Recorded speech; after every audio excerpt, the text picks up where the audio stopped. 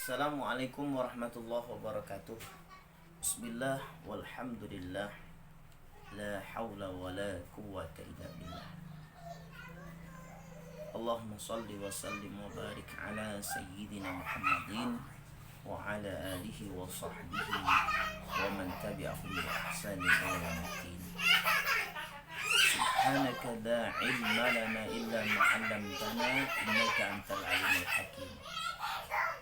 Senantiasa bersyukur kepada Allah Subhanahu wa taala, maka akan menambah kenikmatan yang tidak akan terhitung nilainya kepada kita dan juga kepada keluarga kita. La in syakartum la azidannakum. Mudah-mudahan kenikmatan Ramadan yang Allah hadiahkan dan Allah beri kesempatan kepada kita dengan umur panjang sampai dengan hari ini bisa kita manfaatkan betul untuk beribadah semakin dekat kepada Allah Subhanahu wa taala. Salawat dan salam terus kita haturkan kepada baginda Rasul Muhammad sallallahu alaihi wasallam. Mudah-mudahan kecintaan kita kepada beliau dan ikhlas dengan semangat untuk terus mengikuti sunnah-sunnah beliau sallallahu alaihi wasallam akan menghantarkan kita layak dan pantas bertetangga bersama beliau sallallahu alaihi wasallam di surga Allah Subhanahu wa taala insyaallah.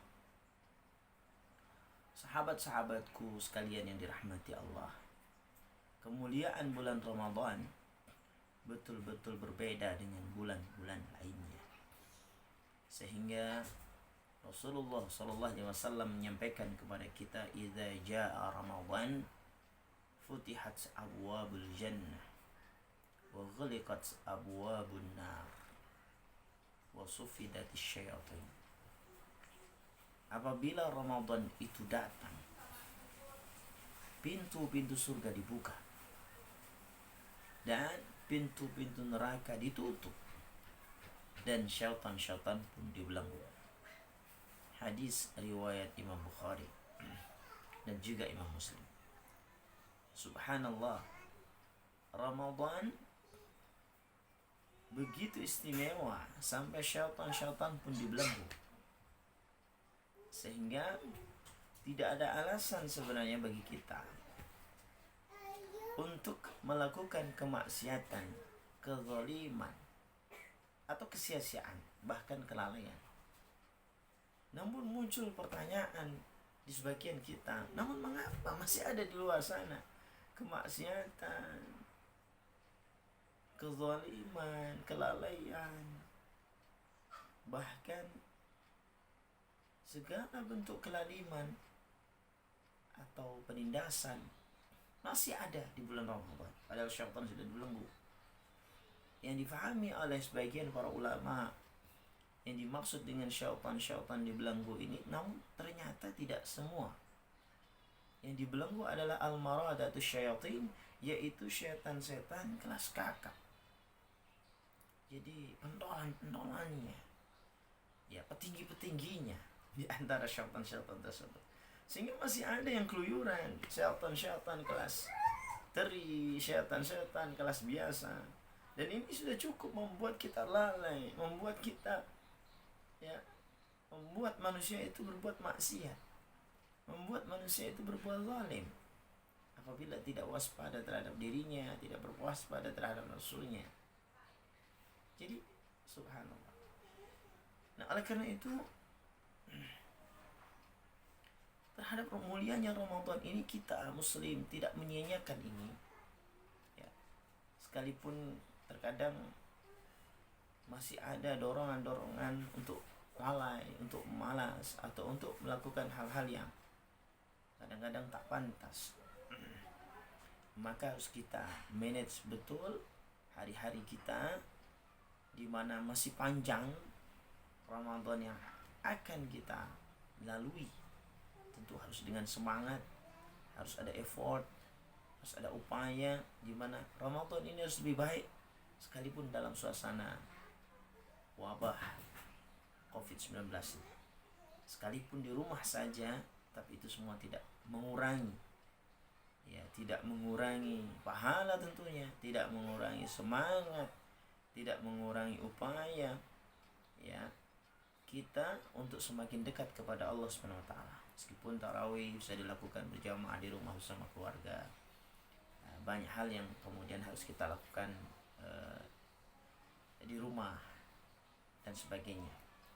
Maka itu tidak atau bukan alasan di mana kita bermalas-malasan, di mana kita kemudian mengurangi porsi ibadah kita di bulan Ramadan ini. Tidak. Nah, oleh karena itu, karena tidak semua syaitan itu dibelenggu, bahkan hanya pentolan-pentolan saja. Di dalam praktik kami ruqyah terhadap pasien di bulan Ramadan itu pun ternyata masih ada, ya, masih ada jin yang kemudian hinggap atau mengganggu di tubuh seseorang. Nah, yang harusnya, ya, puasa ini kan imunitas, daya tahan tubuh,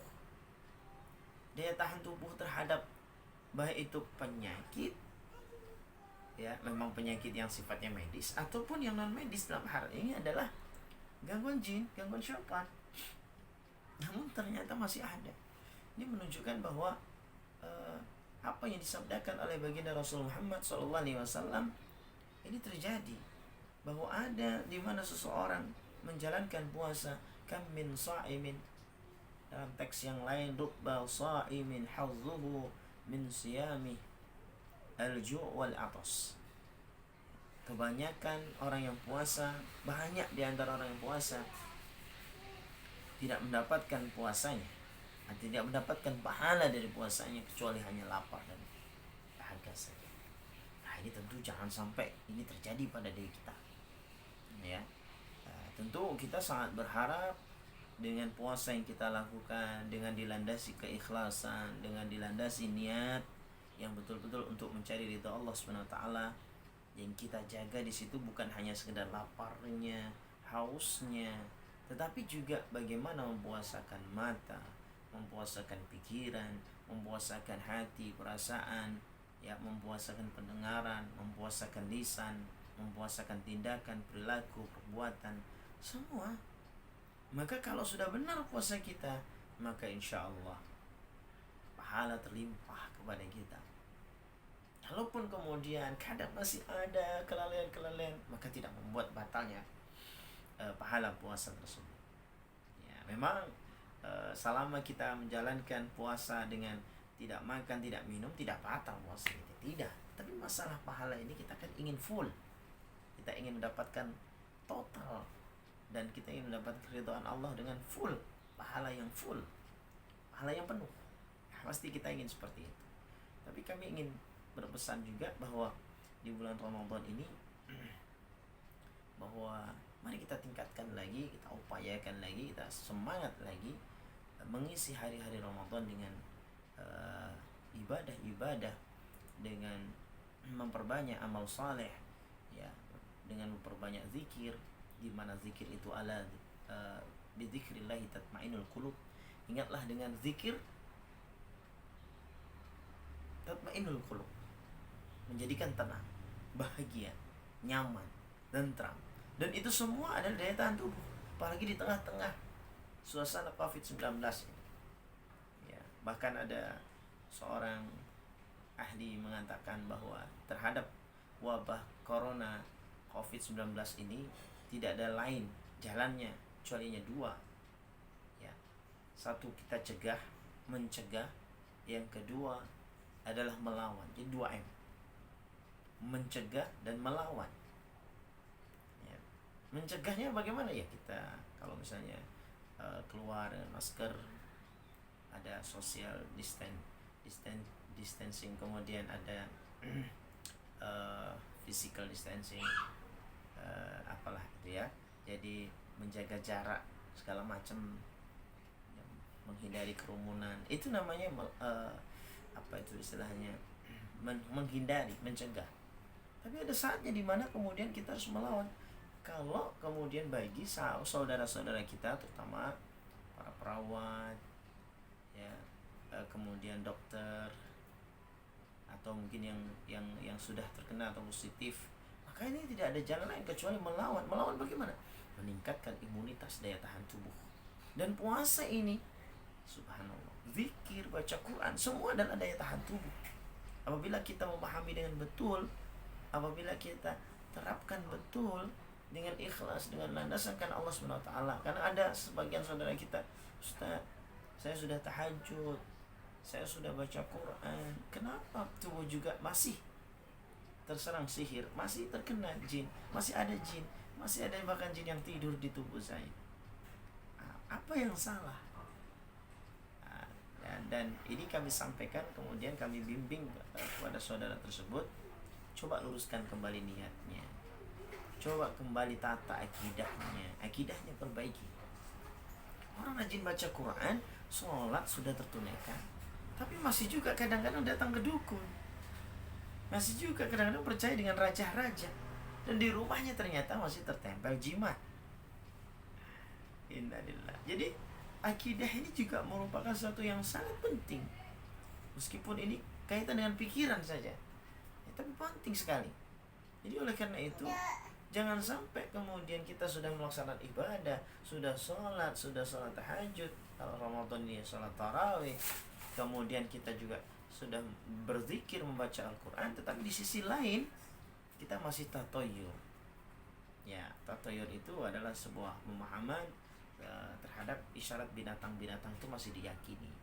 Ya, macam-macam ya. Kalau di kita itu ya ada kupu-kupu masuk di, wah ini sebentar lagi ada tamu, atau kejatuhan cicak berarti ada malapetaka. Ya, tidak sengaja nabrak kucing, wah ini berarti bahaya, akan ada kecelakaan besar.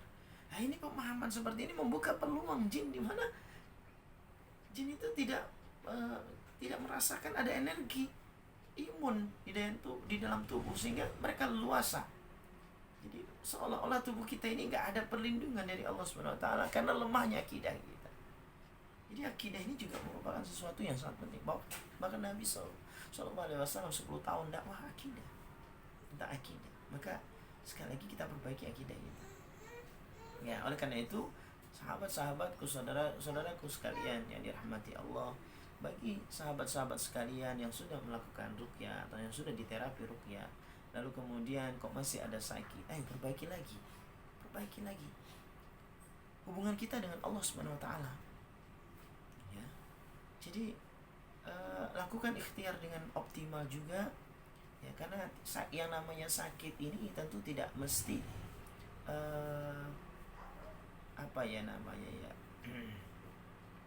istilahnya 100% ya dari jin, tapi bisa jadi mungkin jin yang sudah terlalu lama di dalam tubuh, ya, lalu kemudian mengganggu peredaran darah, atau bahkan menjadikan darah kita menjadi penuh sampah darah, toksin, racun dan segala macam. Bahkan kemudian peredaran darah menjadi tidak lancar dan sebagainya. Maka ini harus disusulkan dengan, biasanya kami selalu menyampaikan tentang terapi tibun nabawi, misalnya dengan berbekam setiap bulan. Cobalah di tanggal-tanggal yang direkomendasikan oleh Nabi, sesuai dengan kalender Hijriah ya, di bulan-bulan Hijriah ya, tanggal 17, 19, 21. Dan ini kami sendiri ya sebagai terapis mengamalkan ini, mencoba mengamalkan ini. Dan dulunya kami mencoba untuk bekam di tanggal sembarang gitu. Namun ternyata kami rasakan berbeda. Jadi dulu kami pernah mencoba ketika sudah dibekam yang penting setiap bulan rutin lah begitu, bekam. Namun ternyata masih ada rasa tidak enak di pundak segala macam, kok masih berat ya, kenapa kok nggak enak segala macam, tubuh kok masih nggak nyaman. Ketika kemudian kita praktekkan itu di tanggal-tanggal yang direkomendasikan oleh Nabi, subhanallah, 17 ya, 19, 21 di bulan-bulan Hijriah, bukan Januari, Februari, Maret, April, Masehi, bukan ya, tetapi di bulan-bulan Hijriah. Subhanallah, luar biasa. Dan ketika kemudian kami mengetahui tentang bagaimana sisi-sisi ilmiahnya, dan ternyata puncak di mana darah yang kemudian banyak sampah ini ternyata dia istilahnya ya, pada titik-titik di mana kemudian disedot ya, ketika dibekam itu ternyata berbeda ya, kekentalannya, ya, kadarnya, banyaknya dan sebagainya, itu yang membuat kemudian plong, nyaman sekali, subhanallah. Jadi apa yang disampaikan oleh Nabi ini luar biasa. Apa yang direkomendasikan oleh Nabi itu subhanallah, obat semuanya. Maka sahabat-sahabatku sekalian, coba rutinkan itu, ya, rutinkan habatus sauda, rutinkan zaitun, ya, karena itu juga akan melawan kolesterol, melawan minyak-minyak jahat gitu ya di dalam tubuh, ya. Minum habatus sauda karena dia juga merupakan imunitas alami, ya. Jadi dan pengalaman kami selama kami melakukan ruqyah, kadang sihir itu masuk kepada seseorang di mana di bagian organ atau di bagian tubuh seseorang yang lemah. Mana kami meruqyah seseorang dengan apa itu namanya, sariawan, ya. Sariawan ini kan sebenarnya penyakit yang sederhana, ya, kita pahami penyakit sederhana, kekurangan vitamin C kalau begitu, sehingga ketika disarankan vitamin C harusnya selesai, ternyata berbulan-bulan bahkan kemudian hampir setahun tidak sembuh-sembuh, lemah sekali, dan ternyata semakin parah sampai nggak bisa. Ketika kemudian kita ruqyah, masya Allah, ternyata di situ sihir masuk, dan sihir masuk ini ternyata jin ini, ya, dari sekian tubuh ini dipelajari dulu itu oleh mereka, mana yang paling lemah sehingga masuknya di situ, ya, mana yang paling lemah masuknya di situ. Nah, dan ternyata dari sariawan ini, dan ternyata jadi parah. Ketika sudah jadi parah, maka beliaunya tidak bisa bicara, tidak bisa makan kecuali lewat selang, subhanallah. Maka saya kemudian menyimpulkan bahwa jin pun ketika kemudian masuk ke tubuh seseorang, dia akan mencari titik-titik lemah, ya, baik organ dalam maupun organ fisik kita ini, cari yang lemah, masuk di situ. Makanya jangan sampai lemah tubuh kita ini, baik yang dalam maupun yang luar, ya. Sehingga ikhtiar itu harus segera, gitu. Jangan ditunda-tunda. Bahkan kemudian ada yang habatus sauda minumnya tidak rutin, ya, zaitun tidak rutin, ya, kemudian bekam juga tidak rutin. Nah, maka ketidakrutinan ini akan menjadikan celah, ada nanti sisi-sisi di bagian organ tubuh kita yang lemah, sehingga kemudian ada jin yang mungkin nyasar masuk, ada jin yang memang zalim dikirim dan segala macam, kemudian masuk ke dalam tubuh kita, maka menggerogoti seperti layaknya virus. Maka lagi-lagi kepada sahabat-sahabat atau saudara-saudaraku sekalian, terutama yang sudah pernah kami terapi, ya, maka kami selalu mengingatkan, ya, frekuensi kita harus sama, ya. Jadi dari sisi akidah, ibadah, zikrullahnya itu harus sama. Dalam arti harus sama adalah harus sama, dimana kita memohon kepada Allah, maka jangan kemudian yang sana atau pasien justru tidak sholat, justru tidak beribadah kepada Allah Subhanahu Wa Taala, kurang zikirnya, kurang tawakalnya, malah tawakal kepada kami. Nah, ini sesuatu yang keliru. Maka pernah kami ada pasien di mana ada kecemasan dan juga ada penyakit fisik. Kami sampaikan bahwa cemas atau kaitan dengan kejiwaan ini menjadi rentan atau menjadi pintu masuknya jin itu mudah masuk ke dalam tubuh seseorang, ya. Oleh karena itu, kalau ada seseorang yang sakit, kemudian di sana ada kecemasan juga, ada cemas, ada rasa takut, segala macam dan seterusnya. Ini sekalipun kemudian jin yang ada di tubuhnya sudah dihijrahkan semua, ya, sudah bersih, tapi pikirannya masih cemas, maka akan masuk jin-jin baru dengan mudah. Karena pintu kecemasan, kami pernah sampaikan bahwa ada pintu-pintu masuk di sana, marah, sedih, kecemasan, ketakutan yang berlebihan. Ini semua adalah pintu-pintu masuknya syaitan. Ya, cemas itu kan macam-macam, ya, sarananya. Bahkan kalau kita lihat dulu ada namanya Dr. Masaro Emoto itu, di mana meneliti air, ya, meneliti air, di mana air itu kemudian hanya ditulisi cinta, love gitu. Maka ternyata terbentuk kristal yang luar biasa, bagus kan. Kemudian ketika air itu ditulisi kata benci, ya, maka kemudian kristal itu menjadi kacau balau, artinya tidak beraturan dan seolah-olah membahayakan tuh kalau diminum. Jadi ternyata air ini menjadi sesuatu, jadi partikel-partikel atau molekul-molekul yang kemudian hidup, yang merasakan apa yang kemudian ditulis. Padahal ini tulisan saja. Nah, tubuh kita ternyata sama, itu ada namanya vibrasi. Jadi kalau kita lihat tubuh kita ini kan 70% air ya. Kalau pikiran nih, ternyata pikiran perasaan kita ini ada vibrasi juga, ada getaran di sana. Sehingga mempengaruhi gejolak dari 70-80% air yang dalam tubuh ini. Ya, dan bahkan karena susunan terbanyak tubuh kita ini adalah dari air ya, maka tentu sifat air ini dominan. Ya. Maka ketika kemudian cemas itu ada, marah itu ada, emosional itu ada, kemudian kebencian itu ada, penyakit-penyakit itu muncul, maka jangan salahkan. Itu akan membuka peluang di mana syaitan akan masuk ke dalam tubuh kita.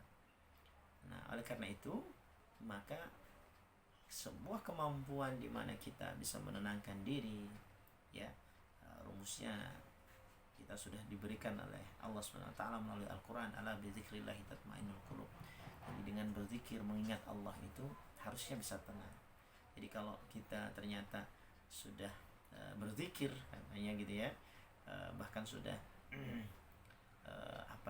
berzikir, sudah zikrullah, sudah beribadah, kok belum tenang, berarti jangan salahkan zikirnya ya, berarti yang salahkan di kita, berarti kita yang belum menyelami makna zikir itu, belum menyelami ibadah itu ya, yang harusnya. Dan ini sudah semestinya kalau kita berzikir dengan betul-betul zikrullah, maka hati kita akan tenang ya. Oleh karena itu, maka kenapa kami setelah melakukan prosesi ruqyah itu biasanya segera kami susulkan ya, segera kami susulkan dengan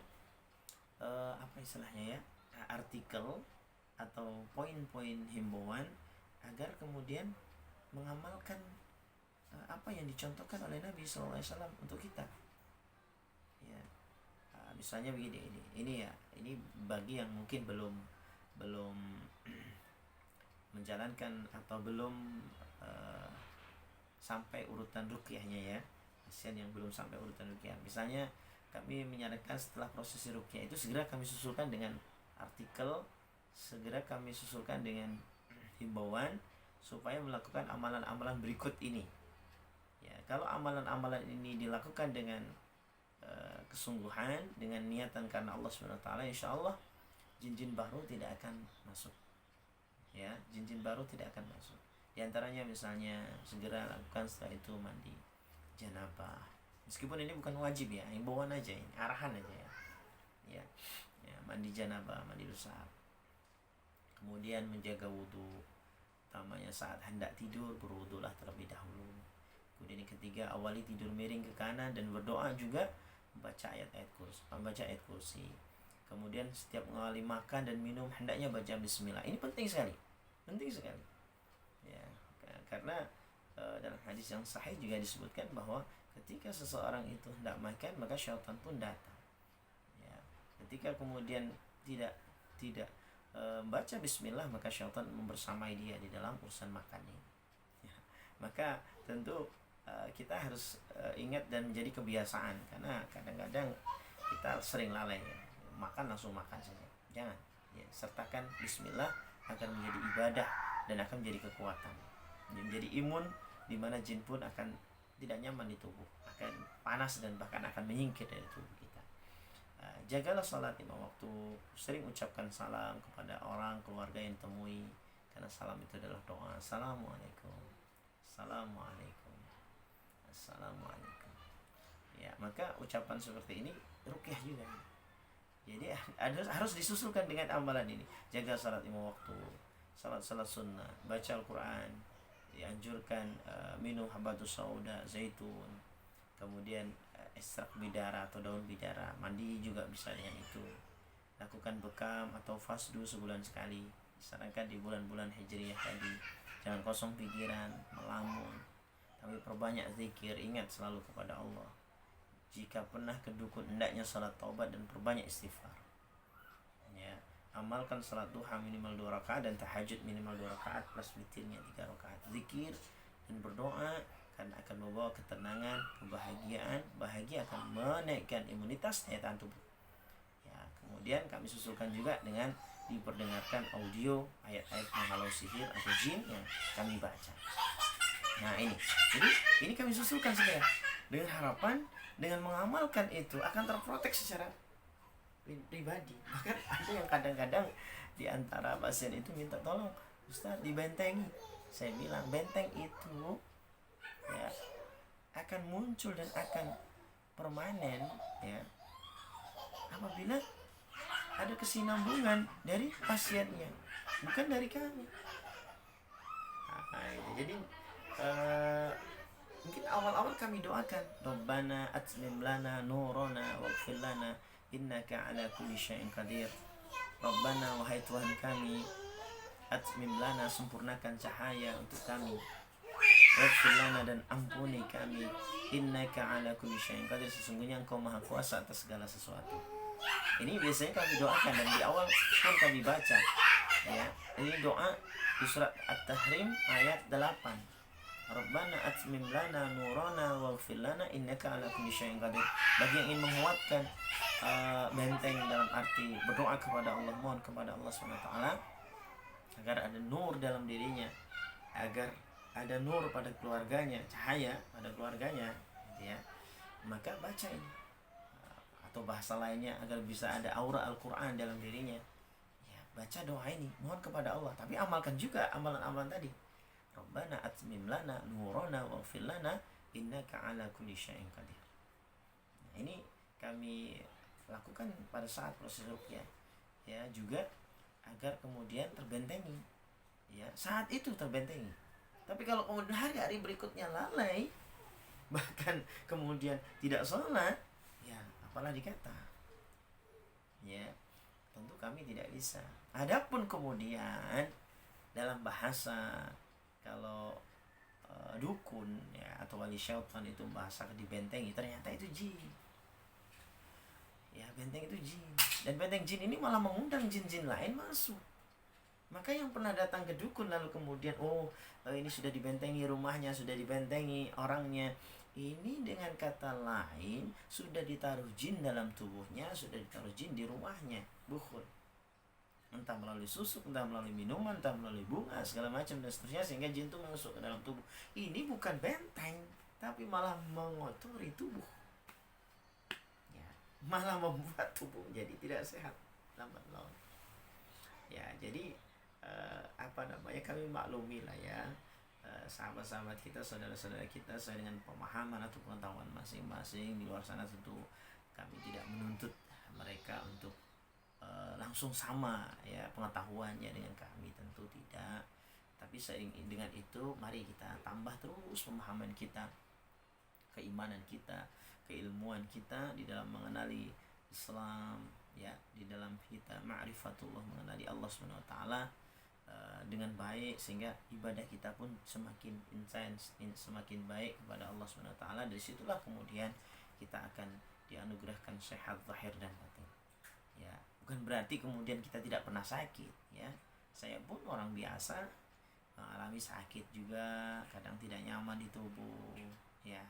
Namun itu bukan dari campur tangan jin, tapi sakit dari fisik kita ya, dimana itu kemudian kita antisipasi dengan kemudian berbekam ya, kemudian herbal ya. Kemudian kalau memang sudah agak parah atau mungkin agak tidak nyaman ya, tentu konsultasi kepada dokter. Dan alhamdulillah kami punya jamaah-jamaah yang kemudian ada dokter gigi, ada dokter umum, ada dokter spesialis yang kemudian bisa diajak sharing atau diajak komunikasi segala macam. Nah, jadi semua itu bersinergi ya. Jadi yang namanya penyakit itu jangan dipandang dari satu sisi ya, tetapi harus dilihat dari banyak sisi. Dan bahkan kita kalau kemudian diuji dengan sakit harus muhasabah juga, harus muhasabah, harus koreksi diri juga. Karena bisa jadi penyakit ini berawal dari apa yang kita makan, ya, berawal dari yang kita makan. Nah, sehingga kami menyarankan untuk selalu ya memanfaatkan momen Ramadan ini sebagai perbaikan diri, sebagai perbaikan untuk kualitas ibadah kita kepada Allah. Kalaupun sakit, mudah-mudahan menjadi sarana pahala, digugurkan dosa-dosa dan dijadikan derajatnya menjadi semakin mulia. Dan ya tentu berharap kesembuhan dari Allah Subhanahu wa taala. Mudah-mudahan kita semua, keluarga kita dijauhkan dari musibah wabah COVID-19 ini, ya, dan kita semakin terjaga imunitas, daya tahan tubuh kita, sehingga daya tahan tubuh yang semakin prima ini bisa menjadi bekal kita untuk beribadah kepada Allah Subhanahu wa taala di bulan Ramadan yang istimewa ini. Sehat selalu dan senantiasa kita jaga ibadah kita selama di bulan Ramadan, dan istiqomahkan terus sampai akhir hayat kita, dan mudah-mudahan Allah menghadiahkan husnul khatimah, Allah menghadiahkan jannah, Allah menghadiahkan kita bertetangga, bersua bersama Nabi sallallahu alaihi wasallam kelak di surga Allah Subhanahu wa taala. Demikian apa yang saya sampaikan, belum tentu semua benar, ya, tetapi kebenaran itu yang mutlak adalah dari Allah SWT. Sedikit apa yang kami pahami dan kami ketahui, mudah-mudahan menjadi pencerahan bagi kami dan juga kepada sahabat-sahabatku sekalian, saudara-saudaraku sekalian. Mudah-mudahan kita senantiasa dalam lindungan Allah Subhanahu wa taala. Allahumma antas salam wa minkas salam, tabarakta ya dzal jalali wal ikram. Billahi taufik wal hidayah. Assalamualaikum warahmatullahi wabarakatuh.